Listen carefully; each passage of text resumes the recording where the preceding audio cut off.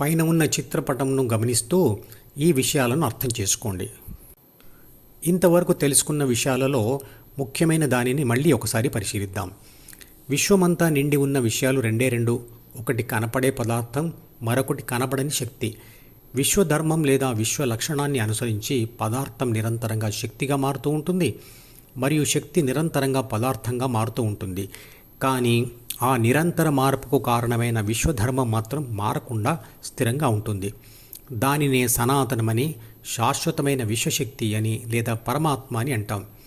విశ్వధర్మంను అనుసరించి పుట్టిన పదార్థం మరియు శక్తి అనేక పదార్థాలుగా మరియు శక్తులుగా విడిపోయి ఉంది. విశ్వ పదార్థమంతా ఎన్నో ఎలిమెంట్స్ అంటే మూలకాలుగా విడిపోయి ఒకదానితో మరొకటి కలిసిపోయి ఎన్నో రకాల కాంపౌండ్స్ అంటే మిశ్రమ పదార్థాలుగా ఏర్పడి ఉన్నాయి. భూమి మీద మనకు తెలిసిన మూలకాలు 118. ఉదాహరణకు హైడ్రోజన్, ఆక్సిజన్, కాల్షియం, సోడియం లాంటి మూలకాలు. హైడ్రోజన్ మరియు ఆక్సిజన్ కలిసి నీరుగా మారితే ఆ నీరు ఒక మిశ్రమ పదార్థం. మన శరీరం కూడా ఇలాంటి మిశ్రమాలతో తయారైంది. అలాగే విశ్వశక్తి నుంచి విద్యుత్ శక్తి, అయస్కాంత శక్తి, భూమి ఆకర్షణ శక్తి, ఉష్ణశక్తి, అణుశక్తి, స్థితిశక్తి, గతిశక్తి, రసాయన శక్తి లేదా ప్రాణశక్తి లాంటి అనేక శక్తులు వచ్చాయి. చిత్రపటంలో చూపించిన ఏ అంటే ఆత్మశక్తి, ప్రాణశక్తి మరియు ఆత్మశక్తి రెండూ ఒకటే. కానీ మెదడు కణాలలో ఉంటూ ప్రపంచంతో వ్యవహరించే శక్తిని మాత్రం ఆత్మశక్తి అంటాం. బ్యాటరీలో విద్యుత్ శక్తి దాగి ఉన్నట్లుగా ప్రాణశక్తి ఏటీపీ అంటే అడినోసైన్ ట్రైఫాస్ఫేట్ అనబడే రసాయన పదార్థంలో దాగి ఉంటుంది. స్విచ్ వేసినప్పుడు విద్యుత్ శక్తి వచ్చినట్లుగా ఏటీపీ నీటితో కలిసినప్పుడు దాని నుండి ఆ ప్రాణశక్తి విడుదలవుతుంది.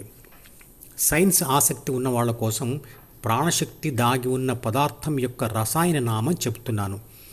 అది C10H16N5O13P3. పదార్థంతో తయారైన మెదడులోని జ్ఞాపకాల పుస్తకంలో అంటే డీలో ప్రాపంచిక ఆత్మ అంటే ABC రాసిన విద్యుత్ శక్తి మరియు రసాయన శక్తి రాతలే జ్ఞాపకాలు. జ్ఞాపకాలు రెండు రకాలు. అందులో మొదటి పేజీలో మొదట ఉండేది C అంటే అహంకారం. అహంకారం కూడా ఒక జ్ఞాపకమే, కానీ అది ప్రాపంచిక ఆత్మ పొందే ఓటమి లేదా గెలుపు అనుభవాలతో తరుగుతూ లేదా పెరుగుతూ ఉంటుంది.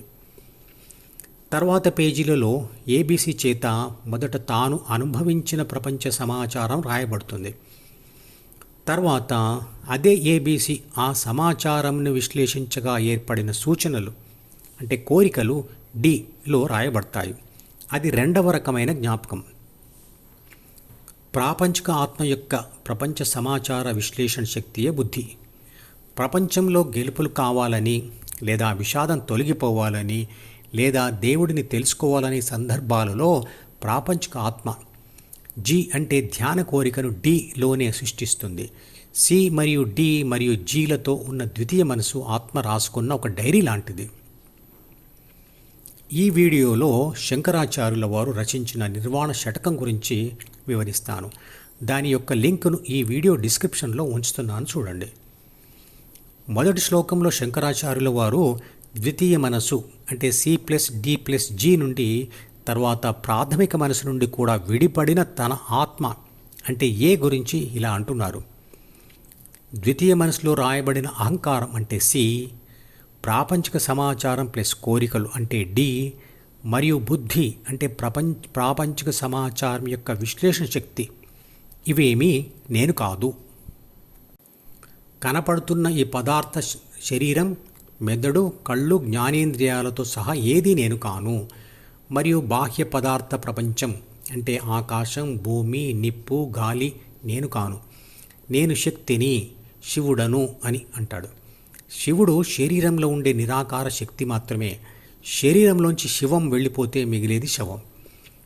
అందరి ఆత్మశక్తి ఒకటే అయినప్పటికీ నేను అని శంకరాచార్య చెప్పేది చిత్రపటంలో చూపించిన BCDEGH అన్నిటినీ వదిలేసిన తనలోని ఆత్మ గురించి మాత్రమే చెప్తున్నాడు. మీలో, నాలో, మనందరిలో ఉన్న ఆత్మ మాత్రం వాటినన్నిటిని ఇంకా పట్టుకొని ఉంది. అందుకే భగవద్గీత గురించి ఇంకా తెలుసుకుంటూనే ఉన్నాం. ఈ మధుపదం యూట్యూబ్ ఛానల్ వీడియోని సబ్స్క్రైబ్ చేసి గంట గుర్తును నొక్కి ఆల్ ని సెలెక్ట్ చేసి ప్రతిరోజు యూట్యూబ్ ఓపెన్ చేసి అడుగున ఉన్న సబ్స్క్రిప్షన్ బటన్ నొక్కితే అన్ని లేటెస్ట్ వీడియోలు చూడవచ్చు.